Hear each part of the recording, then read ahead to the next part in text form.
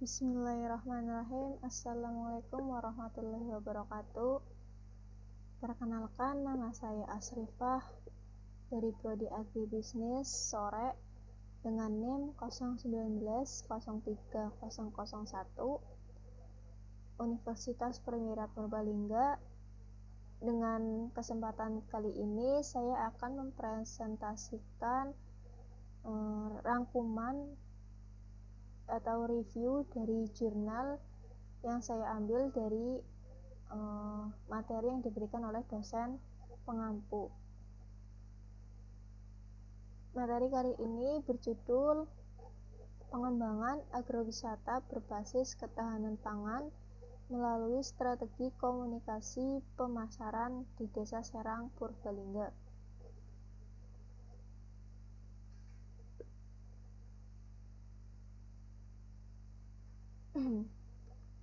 Selanjutnya,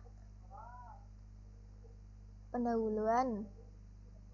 Ketahanan pangan menjadi program pembangunan pemerintah yang bukan slogan kebijakan publik bersifat populis serta utopis yang tidak membumi, tetapi program karena ketahanan pangan ditunjukkan mulai dari tingkat pemerintah pusat melalui kemauan dan dukungan politik, will, kebijakan, program serta anggarannya sampai ke tingkat daerah.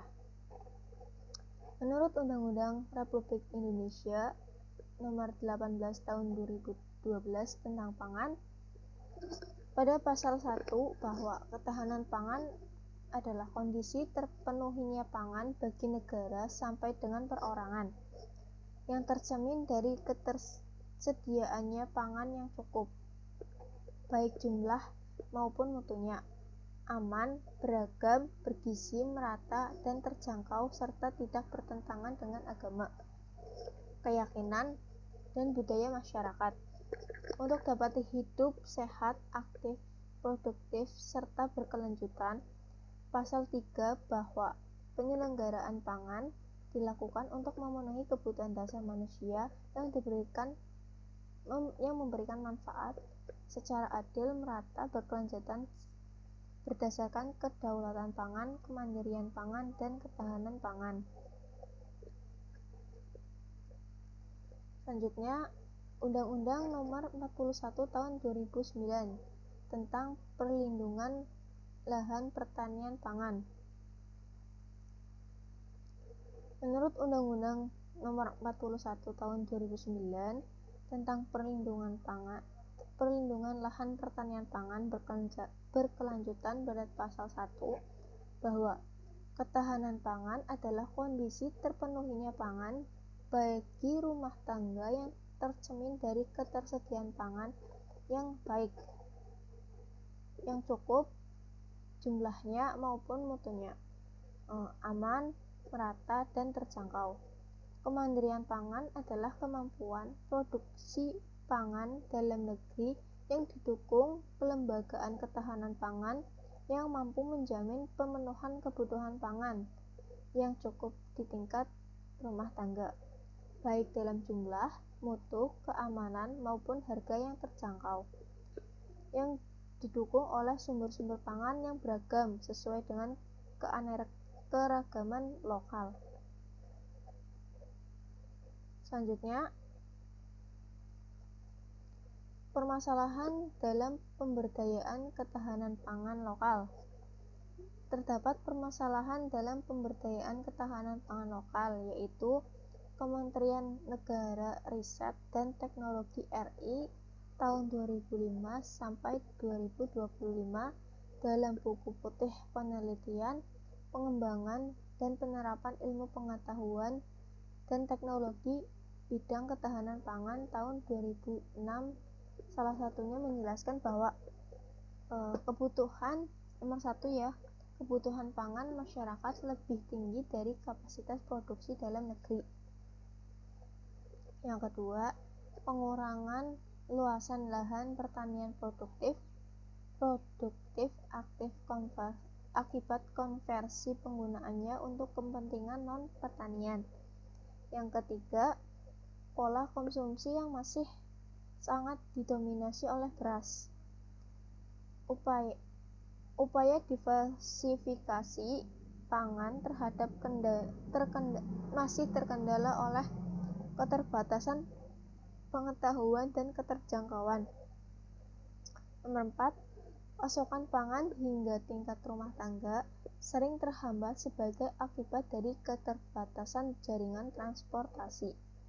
Nomor 5, beberapa produk pangan tidak tersedia sepanjang tahun karena siklus produksi alami jenis komoditas pangan yang dibudidayakan, faktor agroklimat, dan belum berkembangnya agroindustri untuk pengolahan atau pengawetannya. Yang keenam, masih sering dijumpai produk pangan yang tidak memenuhi standar kesehatan pangan dan atau sesuai dengan syarat kehalalannya. Yang ketujuh, semua rumah tangga secara ekonomi mampu memenuhi kebutuhan pangan pokoknya. Yang kedelapan, margin keuntungan usaha tani tanaman pangan sangat kecil, sehingga menghambat motivasi petani untuk meningkatkan produksinya. Selanjutnya, masalah implementasi kebijakan peningkatan produksi tanaman lokal. Implementasi kebijakan peningkatan produksi tanaman lokal belum optimal sehingga masih terdapat kesenjangan yang besar antara produksi dengan potensi tanaman pangan lokal. Beberapa masalah mendasar yang perlu mendapat perhatian yaitu masalah kurangnya keterlibatan para implementer pada tataran operasional, masalah koordinator pelaksanaan antar unit, dan masalah anggaran yang memadai untuk program peningkatan produksi tanaman pangan lokal. Selanjutnya, kebijakan bidang ketahanan pangan hanya dinilai sebagai pembangunan fisik dengan memberikan bantuan material yang hanya bersifat sesaat saja. Belum mengkaji persoalan yang selalu muncul, yaitu faktor sosial budaya dan memperhatikan kearifan lokal masyarakat sebagai modal pembangunan. Ini diambil dari buku yang ditulis oleh Wirawan dan Nurdin tahun 2013 halaman 45-56. Selanjutnya, ketahanan pangan lokal di masyarakat Desa Serang menjadi kearifan lokal atau local wisdom. Menurut hasil riset Kuncoro et al. Tahun 2015, ketahanan pangan lokal di masyarakat Desa Serang menjadi kearifan lokal atau local wisdom yang khas dan unik, yaitu budaya menanam hortikultura di pekarangan rumah dan di lahan perkebunan sudah sejak lama secara terus-menerus temurun untuk mencakupi kebutuhan keluarga harian untuk dijual secara massal serta komersil. Masyarakat selalu menyepakati menanam jenis komoditas hortikultura tertentu di ladang secara massal dan komersil. Apabila ada keuntungan dan kerugian seperti terjadi gagal panen, ditanggung secara bersama, artinya tidak ada yang mengalami keuntungan dan kerugian secara sepihak. Tidak ada persaingan produk dan pemasaran antar petani di masyarakat secara terbuka. Desa Serang merupakan lokasi agrowisata di Purbalingga yang selalu mendapat kunjungan wisatawan, perkemahan, pelatihan, permainan outbound, serta menjadi tempat kegiatan ilmiah seperti riset, pengabdian masyarakat, dan praktek kerja bagi perguruan tinggi. Selanjutnya yaitu permasalahan di Desa Serang Purbalingga. Setiap desa pasti memiliki permasalahannya masing-masing. Di sini agrowisata Serang banyak mendapat kegiatan pemberdayaan masyarakat dari perguruan tinggi, pemerintah daerah, pemerintah nasional, dan non-governmental organization untuk meningkatkan pengetahuan, kemampuan, dan kelembagaan ekonomi.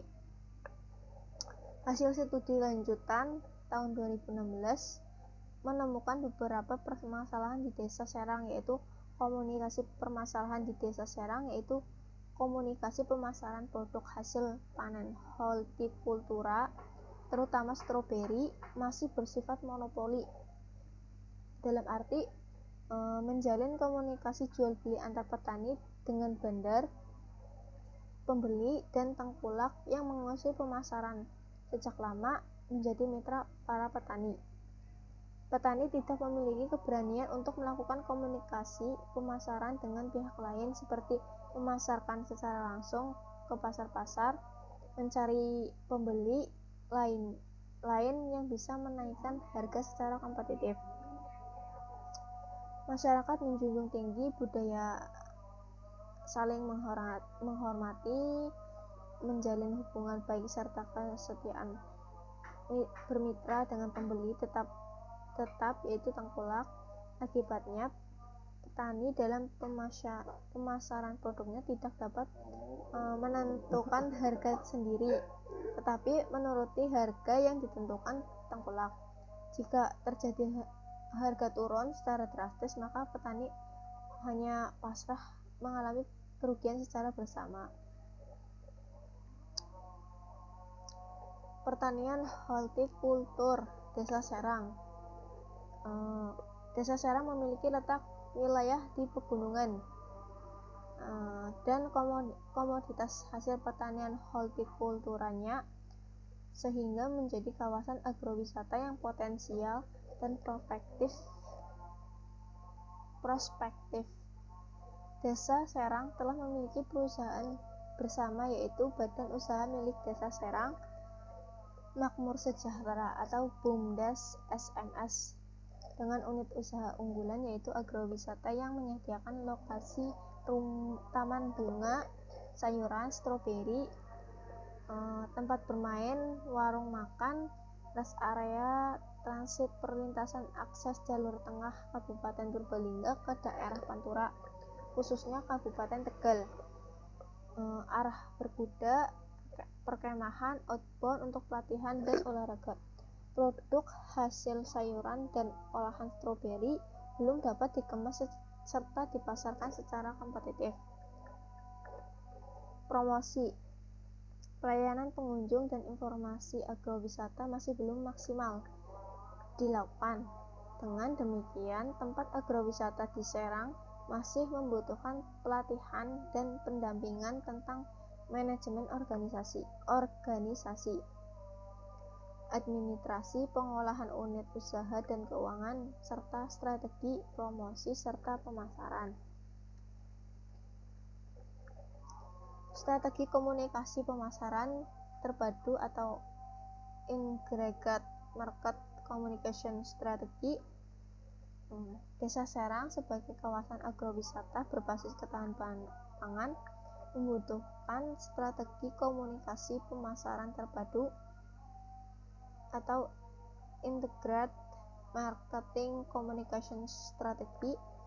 Menurut Sumirat dan Ardianto tahun 2010, dalam marketing terlebih dahulu melakukan perencanaan yang jelas, menentukan sasaran dan target dengan penerapan strategi dan taktik promosi untuk melakukan pemasaran. Menurut Takalani tahun 2015 menjelaskan, IMC merupakan pengembangan dalam strategi komunikasi, yaitu harus mengontrol perencanaan atau mempengaruhi pesan suatu produk dan layanan untuk memastikan konsistensi pesan tersebut sehingga memiliki dampak komunikasi yang maksimal. Selanjutnya, peran masyarakat dalam mewujudkan ketahanan pangan. Setiap agrowisata pasti tidak lepas dari peran masyarakat terhadap kemajuan usaha tersebut dan ketahanan pangannya. Peran serta masyarakat dapat berupa Nomor 1, melaksanakan produksi, perdagangan, dan distribusi pangan. Yang kedua, menyelenggarakan cadangan pangan masyarakat. Yang ketiga, melakukan pencegahan dan penanggulangan masalah pangan. Berdasarkan hal tersebut, penting dan menarik untuk melakukan kajian tentang pengembangan agrowisata berbasis ketahanan pangan melalui strategi komunikasi pemasaran di Desa Serang, Kecamatan Karangreja, Kabupaten Purbalingga.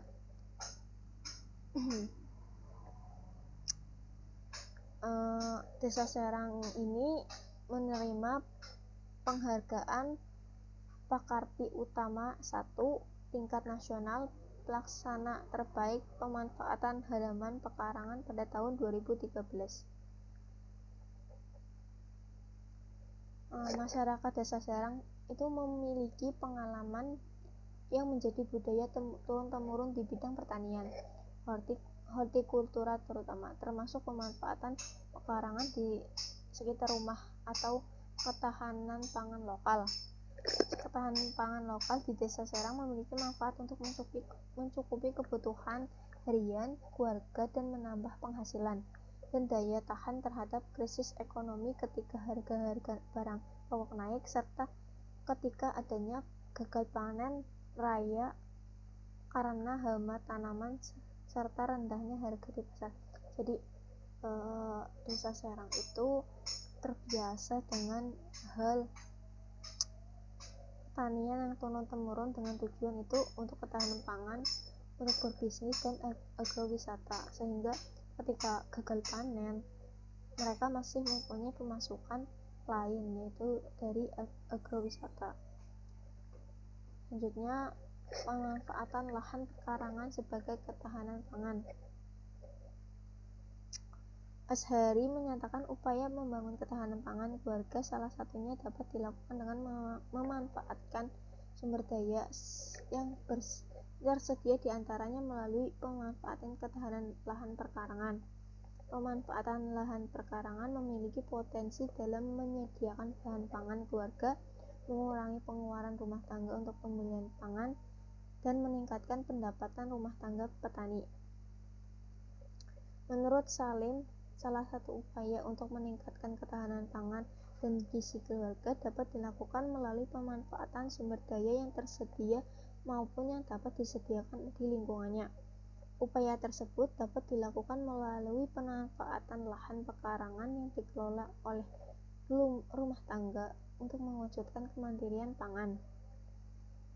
Menurut Cepriyadi dan Yulida menegaskan bahwa memaksimalkan pemanfaatan lahan-lahan sebagai media untuk menanam komoditi yang dapat dimanfaatkan untuk memenuhi kebutuhan harian masyarakat, pemberdayaan masyarakat terutama kaum ibu rumah tangga, dan dapat membantu menambah pendapatan rumah tangga. Walaupun masyarakat Desa Serang sudah memiliki tradisi turun-temurun dalam pemanfaatan lahan pekarangan sebagai ketahanan pangan, namun tetap membutuhkan program pemberdayaan yang terpadu atau terintegrasi dengan memberikan sosialisasi, penyuluhan, pelatihan, pendampingan, adopsi, inovasi, khususnya tentang ketahanan pangan untuk menambah motivasi, pengetahuan, kemampuan, dan penguatan kelembagaan kelompok ketahanan pangan sebagai komunitas unggulan yang menarik dan unik serta lebih bermanfaat menjadi sumber obat herbal atau disebut tanaman obat keluarga atau toba yang mendukung dalam strategi promosi dan pemasaran agrowisata. Dan terdapat keterkaitan atau kesamaan antara pemberdayaan dengan ciri komunikasi pemasyarakatan terpadu. Di sini saya menyertakan analisis SWOT dan strategi komunikasi pemasaran terintegrasi dalam agrowisata berbasis ketahanan pangan di Desa Serang. yang mana SWOT singkatan dari strength atau kekuatan. Yang pertama, masyarakat memiliki budaya secara turun-temurun untuk bekerja keras melakukan budidaya tanam, hortikultura di pekarangan rumah dan di ladang perkebunan. Nomor 2, masyarakat desa memiliki kearifan lokal, yaitu kekompakan guyup untuk membuat keputusan bersama secara musyawarah dalam menentukan komoditas yang ditanam. Pemasaran untung dan rugi atau gagal ditanggung bersama, sehingga tidak ada persaingan terbuka antar masyarakat atau kelompok dalam menanam dan menjual hasil panen. Yang ketiga, memiliki daya tahan terhadap krisis ekonomi dan gagal panen karena memiliki ketahanan pangan di pekarangan rumah. Yang selanjutnya adalah weakness atau kelemahan. Masyarakat desa Serang tidak memiliki keberanian atau kemampuan dalam proses keputusan BUMDes SMS tadi ya.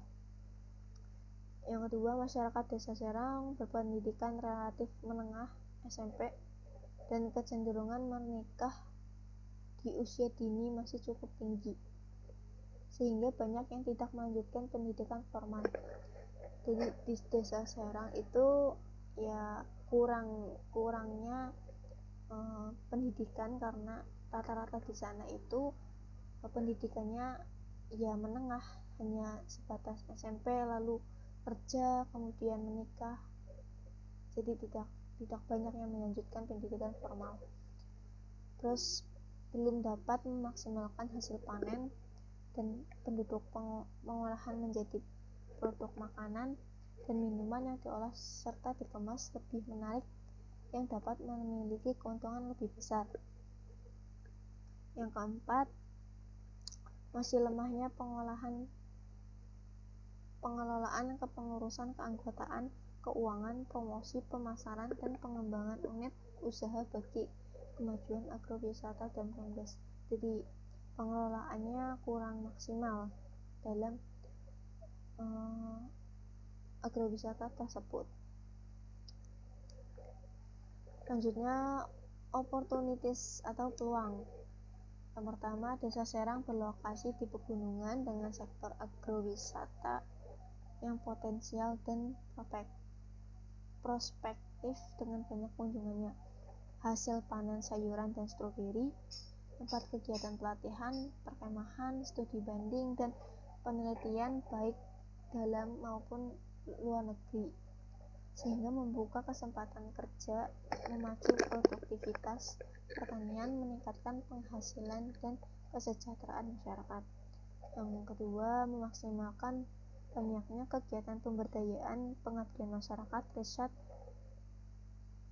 praktek kerja dari pemerintah, perguruan tinggi, lembaga swadaya masyarakat, dan perusahaan swasta. Yang selanjutnya adalah threats atau ancaman. Masyarakat desa Serang tidak memiliki tanah bengkok untuk ladang perkebunan sebagai modal tetap, karena selama ini untuk pertanian skala besar nyewa dari tanah perhutani, sehingga ketergantungan sangat tinggi dan tidak ada jaminan jika sudah tidak diizinkan atau diperpanjang lagi. Jadi kebanyakan ancamannya itu karena mereka tidak ada tanah bengkok atau biasa yang didapat oleh aparat desa ya, maka mereka nyewa tanah perhutani, yang mana resikonya adalah tidak ada jaminan mereka akan diperpanjang kontraknya tersebut. Nomor 2, harga hasil panen sangat tergantung dari kekuasaan tengkulak, sehingga masyarakat tidak bisa memiliki harga tawar. Jadi masyarakat itu tergantung dari tengkulak, mereka tidak bisa menentukan harga sendiri karena mereka tergantung dari tengkulak. Yang selanjutnya, BUMDes dan agrowisata didominasi kelompok tertentu belum melibatkan partisipasi semua warga untuk menjadikan usaha bersama, sehingga dapat menimbulkan konflik yang mendegradasi kearifan lokal. Selanjutnya adalah kearifan lokal. Masyarakat Desa Serang memiliki kearifan lokal. Yang pertama, tradisi memanfaatkan lahan pekarangan untuk tanaman hortikultura yang mampu memenuhi kebutuhan harian dan menjadi ketahanan pangan lokal ketika terjadi krisis ekonomi dan kegagalan panennya. Yang kedua, kebersamaan untuk melakukan komunikasi dan koordinasi dalam proses pengambilan keputusan bersama serta mufakat dalam perencanaan penanaman dan pemasaran hasil panen, sehingga tidak ada persaingan antara masyarakat hortikultura secara terbuka. Jika ada keuntungan, kerugian, dan kegagalan pangan akan menjadi konsekuensi bersama. Lalu yang ketiga, pemasaran hasil panen. Hortikultura masih memiliki ketergantungan kepada tengkulak yang sudah sejak lama menjalin kerjasama dan membentuk solidaritas, sehingga para petani tidak mau mengkhianati dengan menjual hasil panen ke pihak lain. Ikatan komunikasi pemasaran dengan tengkulak satu sisi memiliki dampak positif, yaitu masyarakat dimudahkan dalam penjualan hasil panen, tidak harus mendistribusikan keluar desa dengan jarak yang cukup jauh dan menimbulkan resiko pengeluaran tambahan. Dampak negatifnya yaitu harga hasil panen ditentukan oleh tengkulak, jadi mereka tidak berani untuk menentukan harganya sendiri, sehingga masyarakat tidak memiliki daya tawar yang tinggi, ketergantungan terhadap tengkulak atau pihak lain. Lalu yang terakhir, hortikultura Desa Serang Purbalingga. Desa Serang sebagai lokasi agrowisata berbasis ketahanan pangan dengan hasil hortikultura khususnya stroberi. Sebenarnya bukan stroberi ya, jadi macam-macam, ada stroberi, ada mungkin wortel, terus sawi pun ada, kol ada, namun lebih dominan di sana itu stroberi. Khususnya stroberi, lingkungan alam yang dijadikan tempat persinggahan atau rest area, tempat wisata, taman bunga, belanja sayuran dan buah-buahan, taman bermain, dan pelatihan outbound perkemahan untuk penelitian ilmiah.